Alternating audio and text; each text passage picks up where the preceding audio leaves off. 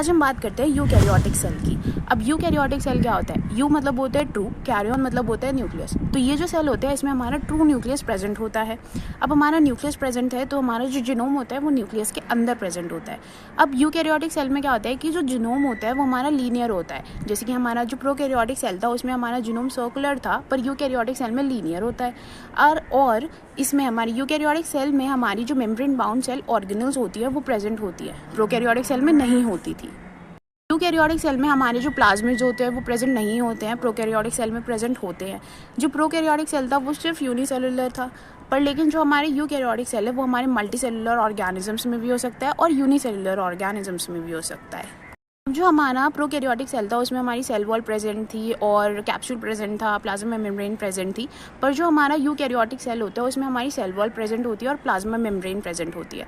अब हमारी जो प्लांट होता है उसमें ही सेल वॉल प्रेजेंट होती है, और एनिमल्स जो होते हैं, एनिमल्स हम में सेल वॉल प्रेजेंट नहीं होती, सिर्फ प्लाज्मा मेम्ब्रेन प्रेजेंट होती है।